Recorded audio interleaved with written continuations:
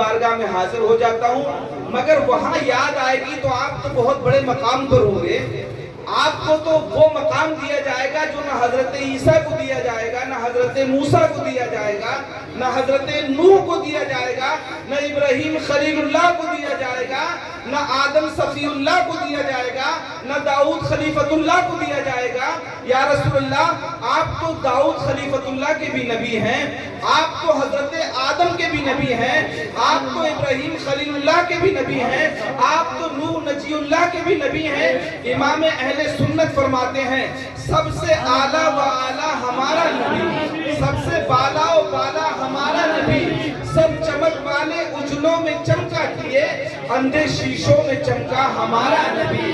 اور فرماتے کروں انبیاء سے عرض کیوں مالکو، کروں انبیاء سے عرض کیوں مالکو، کیا تمہارا نبی ہے ہمارا نبی؟ نعرہ تکبیر، اللہ اکبر، رسالت، یا رسول اللہ، رسالت، یا رسول اللہ کے اعلیٰ حضرت، عظمت قرآن، عظمت قرآن، نعرہ تکبیر، نعرہ رسالت، حسن تھا ان کا جلوہ نما، انوار کا عالم کیا ہوگا، کہ جب حسن تھا ان کا جلوہ نما، انوار کا عالم کیا ہوگا، ہر کوئی فدا ہے بن دیکھے تو بتاؤ نا دیدار کا عالم کیا ہوگا۔ ایک سمت علی، ایک سمت عمر، صدیق ادھر عثمان ادھر، ایک سمت علی، ایک سمت عمر، صدیق ادھر عثمان ادھر، ان جگمگ جگمگ تاروں میں مہتاب کا عالم کیا ہوگا۔ ماشاءاللہ ماشاءاللہ۔ دیکھیں تو حضرت ثوبان رضی اللہ تعالیٰ عنہ کا یہ دل کا تڑپنا اور یہ آرزو اللہ تبارک و تعالیٰ کو اتنی پسند آئی کہ حضرت جبریل تشریف لاتے ہیں، اللہ کا کلام لے کر تشریف لاتے ہیں اور فرماتے ہیں وَمَن يُطِعِ اللَّهَ وَالرَّسُولَ فَأُولَٰئِكَ مَعَ الَّذِينَ أَنْعَمَ اللَّهُ عَلَيْهِمْ مِنَ النَّبِيِّينَ وَالصِّدِّيقِينَ وَالشُّهَدَاءِ وَالصَّالِحِينَ وَحَسُنَ أُولَٰئِكَ رَفِيقًا۔ اے محبوب آپ ان سے فرما دیجئے، اپنے غلاموں سے فرما دیں کہ جو لوگ اللہ اور اس کے رسول کی اطاعت کرتے ہیں انہیں نبیین کا ساتھ ملے گا، صدیقین کا ساتھ ملے گا، شہداء کا ساتھ ملے گا، صالحین کا ساتھ ملے گا، اور وَحَسُنَ أُولَٰئِكَ رَفِيقًا۔ کتنے اچھے ساتھی ہیں یہ عزیزان ملت اسلامیہ، جن ساتھیوں کو اللہ اچھا کہہ دے، جن ساتھیوں کو اللہ اچھا فرما دے تو وہ کتنے اچھے ساتھی ہوں گے۔ پیارے اسلامی بھائیوں، معلوم ہوا، پتہ چلا، پھر ایک حدیث میں نبی محترم صلی اللہ علیہ وسلم نے خود فرمایا المرء مع من احبا۔ اے ثوبان گھبراؤ نہیں، تم جس سے محبت کرتے ہو کل میدان قیامت میں اور حشر میں اور پھر جنت میں تم ان کے ساتھ ہوگے، تمہیں ساتھ ملے گا۔ پیارے اسلامی بھائیوں، معلوم ہوا، پتہ چلا، جو لوگ اللہ اور اس کے رسول کی اطاعت کرتے ہیں انہیں اچھے ساتھی ملیں گے، اور کتنے اچھے، جن پر اللہ نے انعام کیا ہے۔ اللہ کے انعام یافتہ لوگوں کا ساتھ ملنا آپ معمولی بات سمجھ رہے ہیں۔ پیارے اسلامی بھائیوں، ان کا ساتھ جنت میں، اور جنت میں بھی اعلیٰ جنت، جنت الفردوس کے ساتھی ہیں یہ۔ پیارے اسلامی بھائیوں، اب سوال یہ پیدا ہوتا ہے، آپ کی توجہ حاضر ہے،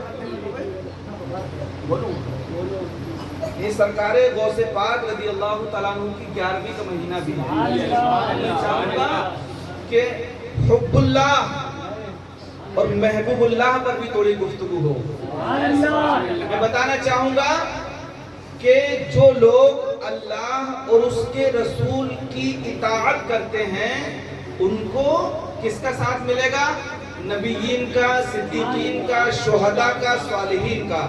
اب سوال یہ پیدا ہوتا ہے کہ اطاعت رسول سے ولیوں کا ساتھ ملے گا۔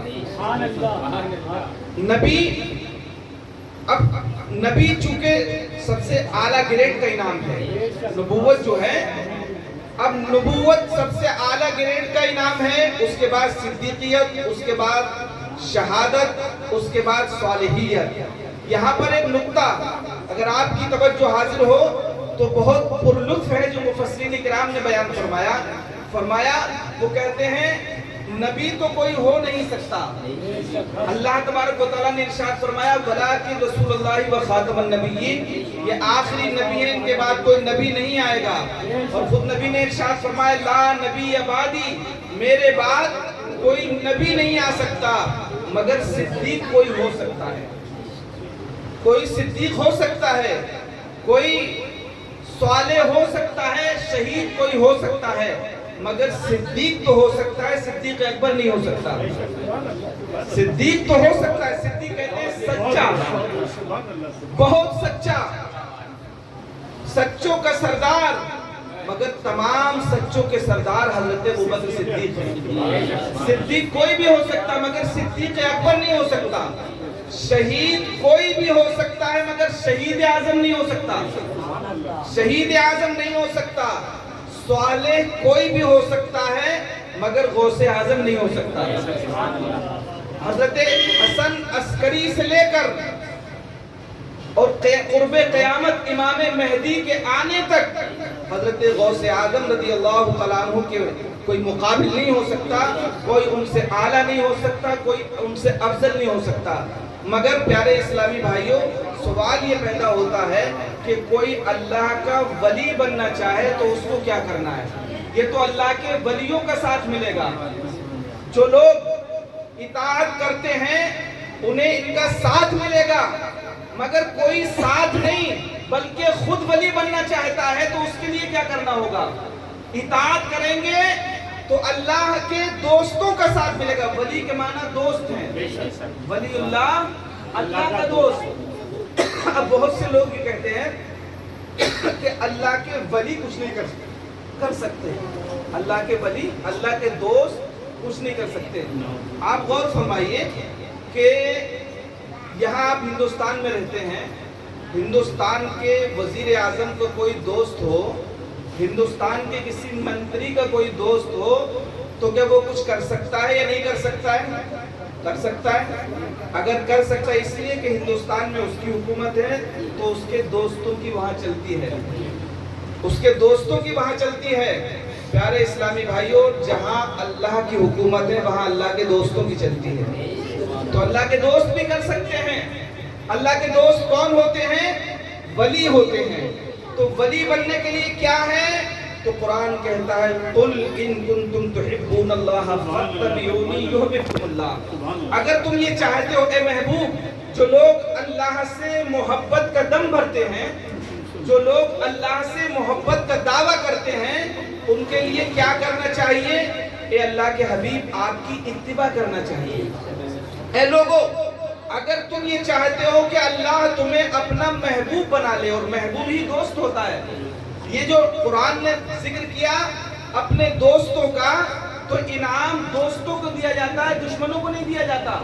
अल्लाह ने अनअमल्लाहु अलैहिम मिनन नबिय्यीना वस्सिद्दीकीना वश्शुहदाई वस्सालिहीन, जो ये फरमाया, यानी अल्लाह का इनाम अल्लाह के दोस्तों पर है। अल्लाह का इनाम अल्लाह के दोस्तों पर है। जरा बुलंद आवाज से दुरूद पाक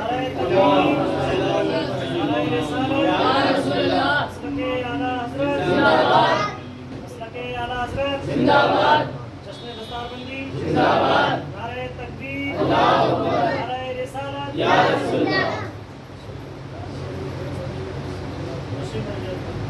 अल्लाहुम्मा सल्ली अला सय्यिदिना व मौलाना मुहम्मदिन व बारिक व सल्लिम।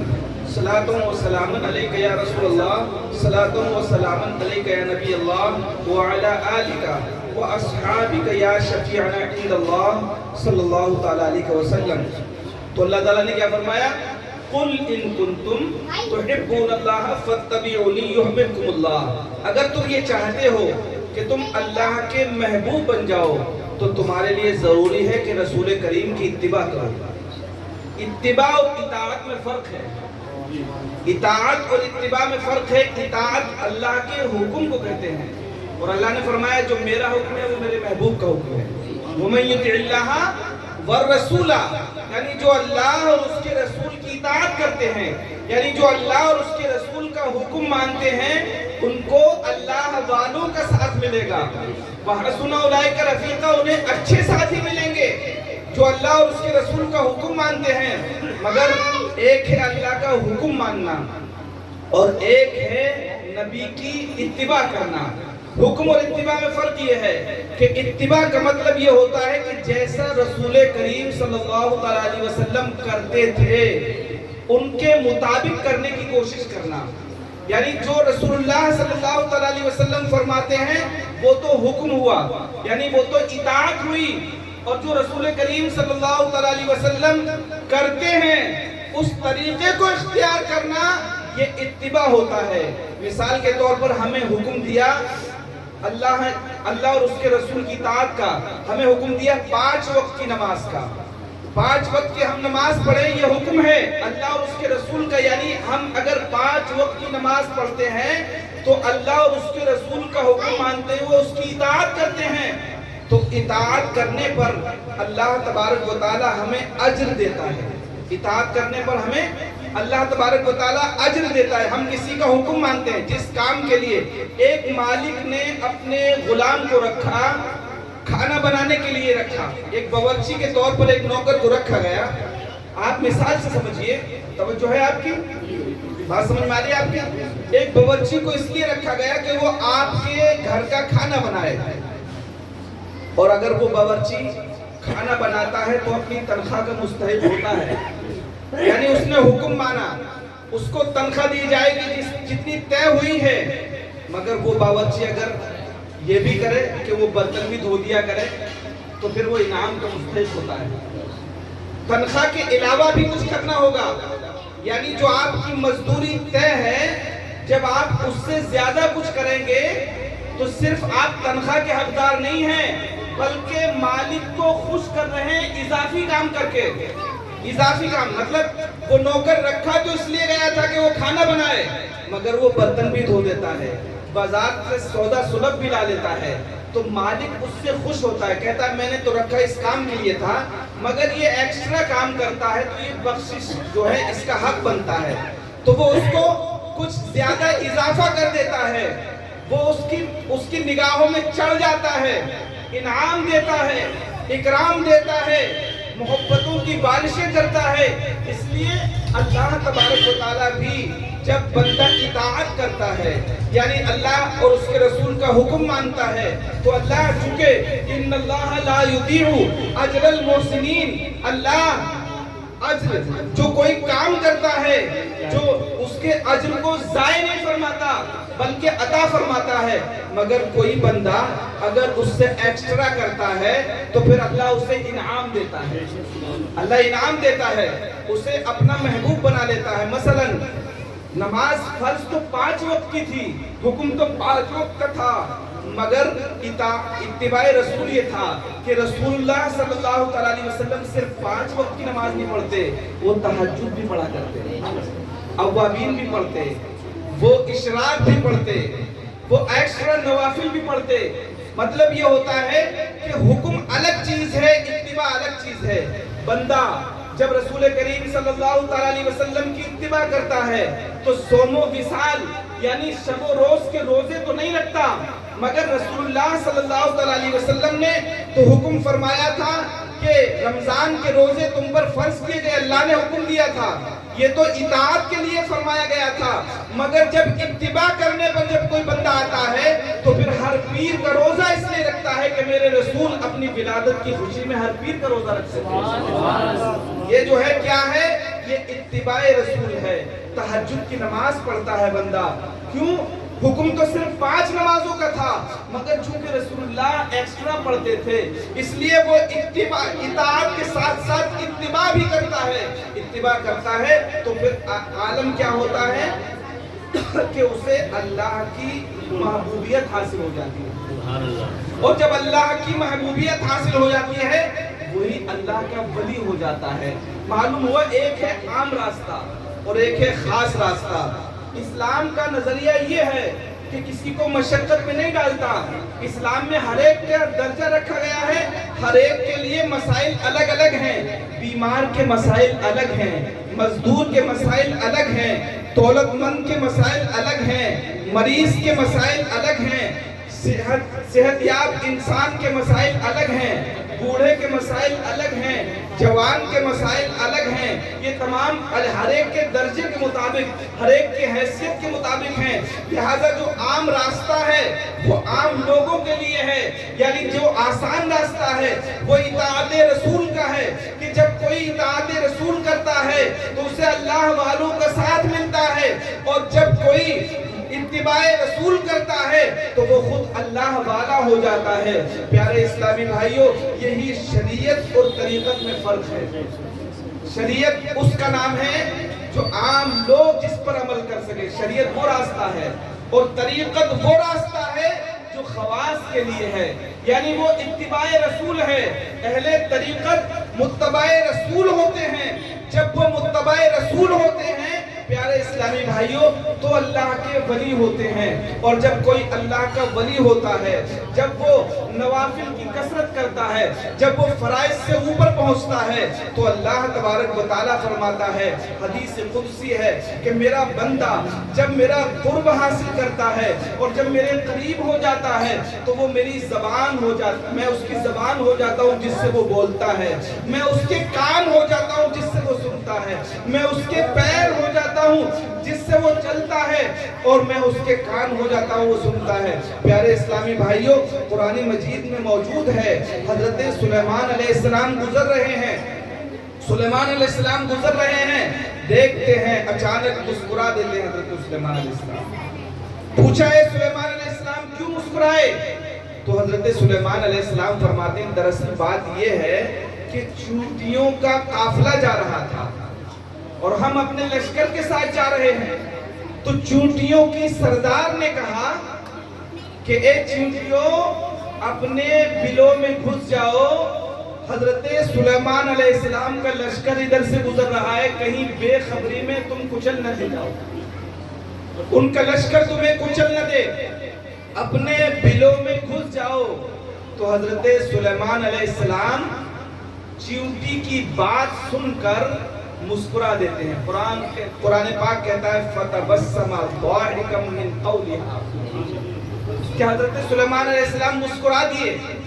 حضرت سلیمان علیہ السلام کا چونٹی کی آواز سننا یہ یقیناً معجزہ ہے۔ حضرت سلیمان علیہ السلام اللہ کی طاقت سے سن رہے ہیں۔ جو لوگ کہتے ہیں معاذ اللہ نبی ہماری طرح ہیں، نبی ہم جیسے ہیں، ان کو سمجھنا چاہیے کہ تم 50 چیونٹی کان میں رکھ لو اور اس کے بعد بتاؤ، تم سے پوچھا جائے کہ چیونٹی کیا کہہ رہی ہے، بتا سکو گے؟ ہرگز نہ بتا سکو گے۔ مگر حضرت سلیمان علیہ السلام بتا رہے ہیں فَتَبَسَّمَ ضَاحِكًا مِّن قَوْلِهَا، مسکرائے اور فرما رہے ہیں کہ یہ چونٹیوں کی سردار یہ کہہ رہی ہے کہ چونٹیوں اپنے بلوں میں داخل ہو جاؤ۔ پیارے اسلامی بھائیوں، معلوم ہوا جب کسی بندے کے کان میں جب اللہ تبارک و تعالیٰ کی خاص طاقت کام کر رہی ہوتی ہے وہ 3 میل کی دوری سے چونٹیوں کی آواز سن لیتا ہے۔ حضرت ساریہ رضی اللہ تعالیٰ عنہ مقام نہابند میں جنگ فرما رہے ہیں، حضرت ساریہ مقام نہابند میں جنگ فرما رہے ہیں، اور کیا دیکھتے ہیں حضرت عمر رضی اللہ تعالیٰ عنہ مسجد نبوی کے منبر پر بیٹھے ہوئے جمعے کا خطبہ دے رہے ہیں۔ این جمعے کے وقت میں خطبہ دیتے ہوئے اچانک پکارتے ہیں یا ساریۃ الجبل، یا ساریۃ الجبل، اے ساریہ پہاڑ کی طرف دیکھو، لشکر تمہارے لیے گھاٹ لگائے بیٹھا ہے۔ حضرت ساریہ رضی اللہ تعالیٰ عنہ مدینے میں حضرت ساریہ مقام نہاون میں ہے، اور حضرت عمر مدینے میں کئی سو میل کی دوری پر جہاد کر رہے ہیں۔ تو فوراً حضرت ساریہ پلٹ کر دیکھتے ہیں اور اس لشکر کا مقابلہ کرتے ہیں، اور جب مدینے واپس آتے ہیں تو لوگ پوچھتے ہیں ساریہ کیسے فتح ہوئی؟ فرمایا وہ تو حضرت عمر نے آواز دے دیا تھا، اگر حضرت عمر آواز نہ دیتے تو ہمارا لشکر ہلاک ہو جاتا، برباد ہو جاتا، اس لیے کہ دشمنوں نے پہاڑ کے پیچھے سے گھیر لیا تھا۔ حضرت عمر رضی اللہ تعالیٰ عنہ بھی جب ان کو سننے والوں نے سنا تھا تو حضرت ساریہ سے پوچھا کیا یہاں کی آواز مدینے کی آواز کیا مقام نہاون میں سن رہے تھے آپ؟ تو حضرت ساریہ کہتے ہیں قسم بخدا ایسا محسوس ہوتا تھا کہ حضرت عمر میرے کان میں بول رہے تھے۔ جب بندہ اللہ کا محبوب ہو جاتا ہے تو اللہ تبارک و تعالیٰ اس کی زبان ہو جاتا ہے. یعنی اس کی زبان پر اب تک تو اپنی طاقت تھی، مگر جب محبوبیت اسے نصیب ہو جاتی ہے تو اس کی زبان پر طاقت خداوندی کام کر رہی ہوتی ہے. پیارے اسلامی بھائیوں، آپ نے دیکھا نہیں، قرآن مجید میں ہے، قرآن مجید میں ہے، اللہ تبارک و تعالیٰ فرماتا ہے کہ حضرت سلیمان علیہ السلام اپنے تخت پر بیٹھے ہوئے ہیں اور تخت بلقیس طلب کرتے ہیں. وہ بھی کئی سو میل کی دوری پر ہے تخت بلقیس. تو حضرت سلیمان علیہ السلام پوچھتے تم میں کوئی ہے جو تخت بلقیس لا کے دے دے؟ یہ قرآن مجید میں ہے، سورہ نمل میں ہے، سورہ نمل میں ہے. اللہ تبارک و تعالیٰ کہ حبیب صلی اللہ علیہ وسلم پہ نازل کردہ قرآن فرماتا ہے، حضرت سلیمان پوچھتے ہیں تم میں کوئی ہے؟ تو ایک جن کھڑا ہوتا ہے. جن کہتا ہے ہاں حضور، میں تخت بلقیس حاضر کر دوں گا. یہ نہیں پوچھا کہاں ہے تخت بلقیس، یہ نہیں پوچھا کہ کتنا بھاری ہے تخت بلقیس. تخت بلقیس جو ملکہ بلقیس تھی، ایک کمرے میں 7 تالوں کے درمیان 80 گز چوڑا، 70 ہاتھ 80 ہاتھ چوڑا اور 40 ہاتھ چوڑا اور 80 ہاتھ لمبا تخت، اور وہ بھی ہیرے و جواہرات سے مزین، 7 تالوں کے درمیان مقفل بند. تو اس تخت کو لانے کے لیے جن کھڑا ہوا، کہنے لگتا ہے حضور میں حاضر کر دوں گا. کتنی دیر میں حاضر کر دو گے؟ فرمایا آپ کا اجلاس ختم ہونے سے پہلے حاضر کر دوں گا. آپ کا اجلاس کتنی دیر چلتا تھا کہ آپ صبح کو بیٹھتے تھے اور دوپہر ڈھلنے سے پہلے اٹھ جاتے تھے. یعنی وقت ظہر جب شروع ہوتا تو حضرت سلیمان علیہ السلام اٹھ جاتے تھے. پیارے اسلامی بھائیوں، حضرت سلیمان علیہ السلام نے فرمایا نہیں، مجھے اس سے بھی جلدی چاہیے. قال عفریت من الجن، قرآن پاک میں نا، تو جن نے جب کہا تو حضرت سلیمان نے فرمایا نہیں، مجھے اس سے بھی جلدی چاہیے. تو ایک ولی کھڑا ہوا، آصف بن برقیہ اس کا نام تھا. ابن مجاہد کا قول ہے کہ حضرت آصف ابن برقیہ کھڑے ہوئے اور کہا حضور میں پلک جھپکنے سے پہلے آپ کے سامنے حاضر ہوں. حضرت سلیمان علیہ السلام نے فرمایا کہ ہاں لایا جائے. ابھی حضرت سلیمان نے پلک نہیں جھپکاتا تخت بلقیس حاضر ہو گئی. یہ قرآن مجید میں ہے، یہ بات قرآن مجید میں ہے. اور یہ کون ہے؟ حضرت سلیمان علیہ السلام کے امتی ہیں. اور قرآن پاک کیا کہتا ہے؟ قال الذی عنده علم من الکتاب، کتاب میں سے کچھ علم تھا ان کے پاس، کتاب میں کا کچھ علم تھا ان کے پاس. تو اس کچھ علم کا عالم یہ تھا کہ تخت بلقیس پلک جھپکنے سے پہلے حاضر کر دیا. یہ کون ہے؟ حضرت سلیمان کون ہے؟ یہ بنی اسرائیل کے نبی ہیں، بنی اسرائیل کے نبی ہیں اور یہ ان کے امتی ہیں. بنی اسرائیل کے نبی کا امتی تخت بلقیس پلک جھپکنے سے پہلے لا سکتا ہے تو میرا غوث اعظم رسول اللہ کا پرتم ہے، جو امام الانبیاء کا نواسا ہے اور جو پرتم ہے رسول کونین صلی اللہ علیہ وسلم کا، جو عکس جمیل لیے ہوئے ہیں رسول کونین صلی اللہ علیہ وسلم کا. پیارے اسلامی بھائیوں، اس کی طاقت کا عالم کیا ہوگا جب تخت بلقیس لایا جا سکتا ہے، ایک ولی لا سکتا ہے، بنی اسرائیل کا ولی لا سکتا ہے، تو پھر محمد رسول اللہ کی امت کا ولی کیوں نہیں کر سکتا؟ اسی لیے امام اہل سنت فرماتے ہیں واہ کیا مرتبہ اے غوث ہے بالا تیرا، اونچے اونچوں کے سروں سے قدم آلا تیرا، اور سر بھلا کوئی کیا جانے کہ ہے کیسا تیرا، اولیاء ملتے ہیں آنکھیں وہ ہے تلوہ تیرا، اور تو گھٹائے سے کسی کے نہ گھٹا ہے نہ گھٹے، تو گھٹائے سے کسی کے نہ گھٹا ہے نہ گھٹے، جب بڑھائے تجھے اللہ تعالیٰ تیرا، اور العما قہر ہے اے غوث وہ تیکھا تیرا، العما قہر ہے اے غوث وہ تیکھا تیرا، مر کے بھی چین سے سوتا نہیں مارا تیرا. پیارے اسلامی بھائیوں، ضرورت اس بات کی ہے کہ ہم دینی تعلیم حاصل کریں اور حصول تعلیم کے بعد ہی ہمیں پتہ چلے گا کہ ہمارا دین ہم سے کیا تقاضا کرتا ہے، اطاعت رسول کیا ہے۔ یہ ہمیں جب پتہ چلے گا جب ہم دینی تعلیم حاصل کریں گے۔ اتباع رسول کیا ہے یہ ہمیں جب پتہ چلے گا جب ہم دینی تعلیم حاصل کریں گے۔ تو میں مبارکباد پیش کرتا ہوں مدرسہ فیضان اعلیٰ حضرت کے تمام ارکان اور یہاں کے اساتذہ اور یہاں کے معاونین، بالخصوص یہاں کے نوجوانوں کو کہ انہوں نے اس ادارے کی باغ ڈور سنبھال رکھی ہے۔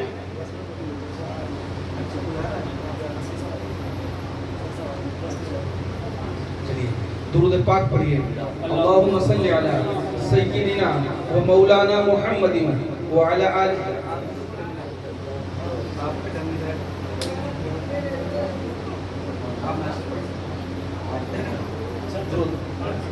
درود پاک پڑھیے۔ اللہم صلی علی سیدنا و مولانا محمد وعلی آلہ سیدنا و مولانا محمد وبارک وسلم۔ صلاۃ و سلام علیک یا رسول اللہ، صلاۃ و سلام علیک یا نبی اللہ وعلی آلک و اصحابک یا شفیعنا عند اللہ صلی اللہ تعالی علیہ وسلم۔ پیارے اسلامی بھائیوں، معلوم ہوا جب بنی اسرائیل کے نبیوں کو اور پھر نبیوں کے امتیوں کو یہ طاقت دی جا سکتی ہے، تو پھر جو رسولوں کے امام ہیں، جو نبیوں کے امام ہیں، ان کے ولیوں کو طاقت کیوں نہیں دی جا سکتی ہے اور وہ کیوں کرامات نہیں دی جا سکتے؟ مگر پیارے اسلامی بھائیوں، ہمیں صرف کرامات نہیں بلکہ ان کی جو مجاہدانہ فکر تھی، ان کی جو تربیت تھی۔ پیارے اسلامی بھائیوں، اگر اللہ تبارک و تعالی چاہتا تو اپنے پیغمبر کو، اپنے محبوب کو کسی مصیبت سے دوچار نہ کرتا، کسی آزمائش میں نہ ڈالتا۔ پیارے اسلامی بھائیوں، آپ نے دیکھا کہ جب نبی کریم صلی اللہ علیہ وسلم کو جب کفار و مشرکین نے ستایا تو ملک الجبال فرشتہ آتا ہے، یعنی جو وہ فرشتہ جس کا پہاڑوں پہ حکم چلتا ہے، وہ کہتا ہے یا رسول اللہ صلی اللہ علیہ وسلم، آپ کو ان ظالموں نے ستایا ہے، آپ کے پیروں کو زخمی کر دیا، آپ کے نورانی چہرے کو جسے دیکھ کر آفتاب و مہتاب شرماتے ہیں اسے زخمی کر دیا۔ یا رسول اللہ، آپ حکم دیجئے میں ابھی پہاڑوں کو ملا دوں، ابھی نیست و نابود ہو جائیں گے، یہ ابھی ان کی ہستیاں مٹ جائیں گی، ان کی بستیاں تباہ و برباد ہو جائیں گی، آپ حکم کو فرمائیے۔ میرے آقا صلی اللہ علیہ وسلم کو کتنا اچھا موقع تھا اپنے دشمنوں سے بدلہ لینے کا، چاہتے تو فرما سکتے تھے۔ میرے آقا ارشاد فرما دیتے کہ اے میرے غلاموں، نعرہ تکبیر، حضرت علامہ سید فیصل خالد صاحب قبلہ، نعرہ تکبیر۔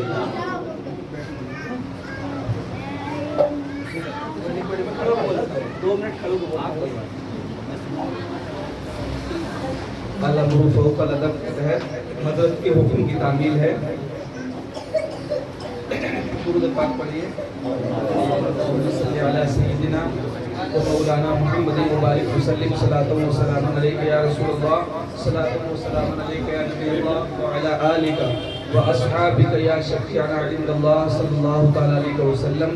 پیارے اسلامی بھائیوں، آپ اپنے ماتھے کی نگاہوں سے ملاحظہ فرما رہے ہیں کہ ہماری جماعت کے مشہور ادیب، شہنشاہ نقابت حضرت علامہ سید قیصر خالد صاحب قبلہ، جو گل گلزار سیادت بھی ہیں، فخر صحافت بھی ہیں، بے شمار خوبیوں کے مالک ہیں، اور سب سے بڑی بات یہ ہے کہ یہ اولاد غوث اعظم بھی ہیں۔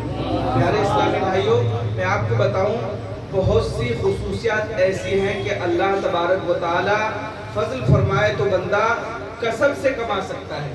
مثال کے طور پر کوئی شخص 3 سال محنت کرے اور حضرت قاری غلام یاسین صاحب کی خدمت میں رہ کر محنت کرے تو حافظ قرآن ہو سکتا ہے، جیسے کہ مثال موجود ہے، ابھی 2 حفاظ کرام ہوئے، 3 سال محنت کرے حافظ قرآن ہو سکتا ہے، 10 سال کوئی محنت کرے تو عالم دین بن سکتا ہے، اور اس سے زیادہ محنت کرے تو مفتی شرح متین بن سکتا ہے، اور محنت کرے احادیث کا ماہر ہو جائے تو محدث بن سکتا ہے۔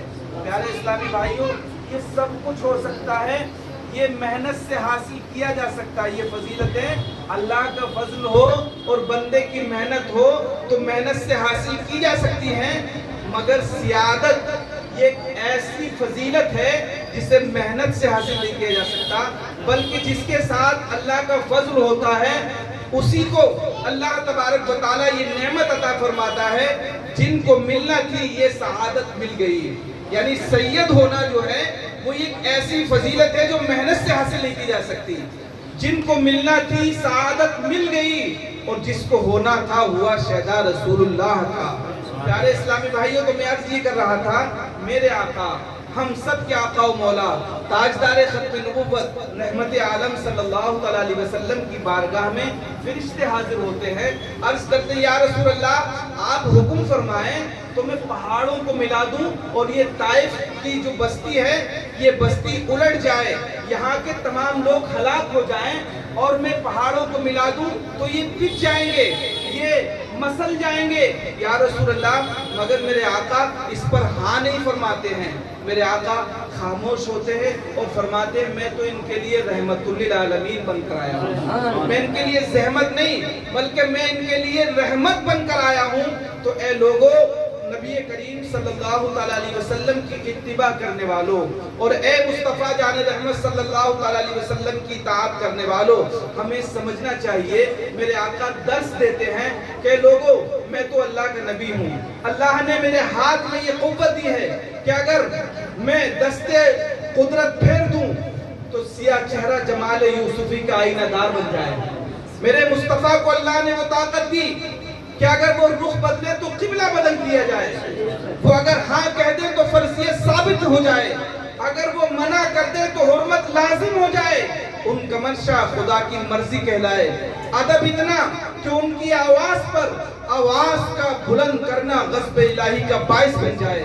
اگر وہ دست اقدس پھیر دے تو سیاہ چہرہ جمال یوسفی کا آئینہ دار بن جائے. ان کی عظمتوں کا اندازہ کون کر سکتا ہے؟ ان کی رفعتوں کا شمار کون کر سکتا ہے؟ جن کا جاگنا رب کی عبادت ہو، جس کی نیند خدا کی زیارت ہو، جو ہر گمراہ کے لیے کامل ہدایت ہو، جو ہر نہ جھکنے والے سر کے لیے نذیر ہو، جو ہر خدا کے آگے جھکنے والے کے لیے بشیر ہو، جو ہر بھٹکے ہوئے کے لیے صراط مستقیم ہو، جو ہر امتی کے لیے شفیع ہو، جو ہر ظلمت کے لیے نور ہو، جو ہر بے شعور کے لیے برہان ہو، جس کا فرمان خدا کا فرمان ہو. تیرے تو وصف عیب تناہی سے ہے بری، تیرے تو وصف عیب تناہی سے ہے بری. حیران ہوں میرے شاہ میں کیا کیا کہوں تجھے. پیارے اسلامی بھائیوں، نبی محترم صلی اللہ علیہ وسلم ہمیں اسوہ دے رہے ہیں کہ لوگوں، اللہ نے مجھے تو قوت دی ہے، میں تو ان پہاڑوں کو ملا کے ہلاک کر سکتا ہوں، مگر تمہیں تو مصیبتوں کا سامنا کرنا پڑے گا، تمہیں پریشانیوں سے گزرنا پڑے گا. تو میں اس لیے انہیں ہلاک نہیں کرتا، پریشانیوں کو قبول کرتا ہوں، مصیبتوں کو قبول کرتا ہوں، تاکہ تمہیں مصیبتوں کا سامنا کرنا پڑے تو اپنے مصطفیٰ کا اسوہ سامنے رکھنا. جب تم بھوک سے ستائے جا رہے ہو تو اس وقت مصطفیٰ کے پیٹ پر بندھے ہوئے پتھروں کو دیکھنا. جب تم اپنی بیٹی کی شادی کرنے چل رہے ہو تو پھر دیکھنا کہ مصطفیٰ اپنی بیٹی سیدہ فاطمہ الزہرا کا نکاح سادہ کپڑوں میں کرتے ہوئے نظر آتے ہیں. جب تمہیں اولاد کی پرورش کا مسئلہ سامنے آ جائے تو حسنین کریمین کی پرورش کو ملاحظہ کر لینا.